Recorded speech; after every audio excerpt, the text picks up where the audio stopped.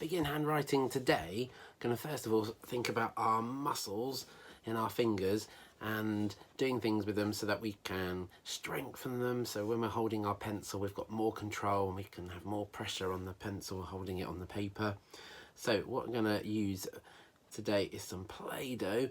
So I'm going to use it to help develop my muscles in my fingers, and then I'm also going to use it to practice forming the letters. So let's have a go.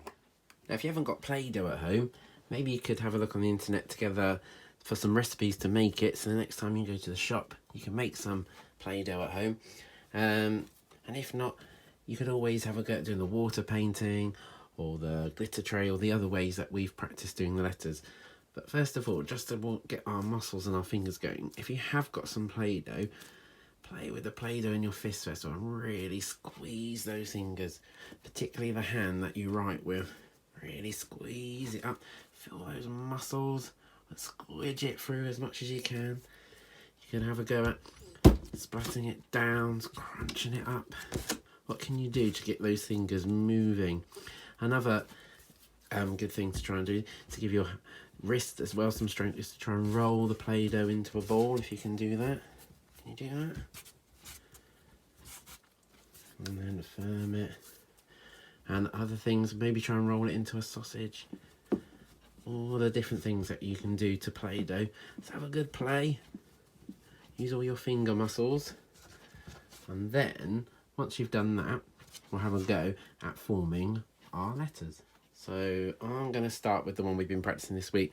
Which letter is it? Can you remember? It's the I, it's the I. So I'm going to, first of all, I'm going to take a bit of this off. I wonder why. I wonder if you can guess why. I might need that in a minute. And then I'm going to roll this into a sausage shape. Roll it into a sausage shape. And then, if I remember, when we do the I, we have to start at the top, come all the way down and flick. So I'm going to need to turn this into a flick shape. So what do you think I'm going to use the other purple bit for? Yeah, I'm going to use it for the dot at the top. There we go. And then I can remember, I can use my finger to trace what we would do. So we'd start at the top, come all the way down and flick, and then do the dot. Now I've got another colour piece of Play-Doh there. I'm just going to move that to the side a minute so I can have a go at see if I can do the Just going to roll it and compare the size. Go for it. Oh, it's getting there, isn't it? It's about the right size, but I need to have a bit of space at the bottom for the flick. So let's put the I back a minute. And I'll put my next to it so it's tall. And then I need the flick. There we go, you see that?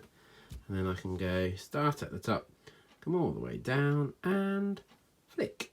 So have a go at that with some Play-Doh if you've got it. And if not, some of the other strategies that we've used, I've added them to the puffin folder list that we've got going. And then we'll use the book now to do the words.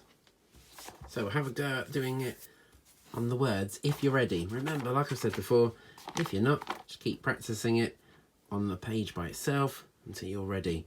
So an I doesn't have an ascender, so the letter starts at the same height as these other normal size letters.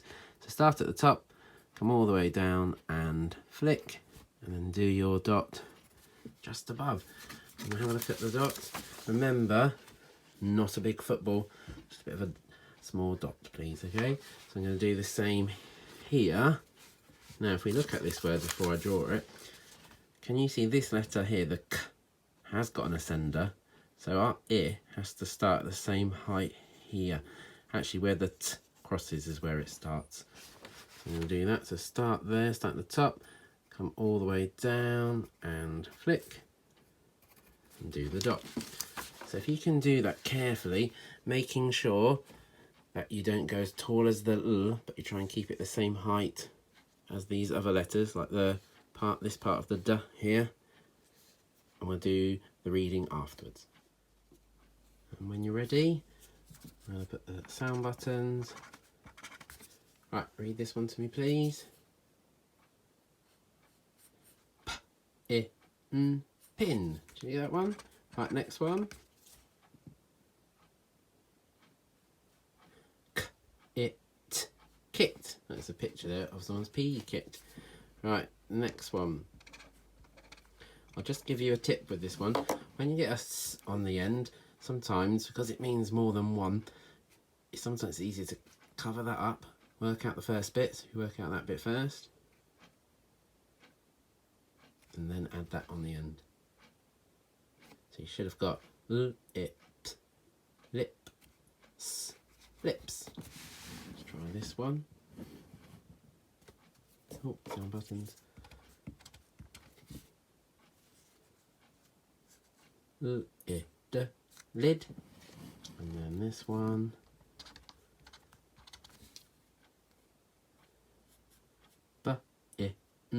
Bin. And then the final one.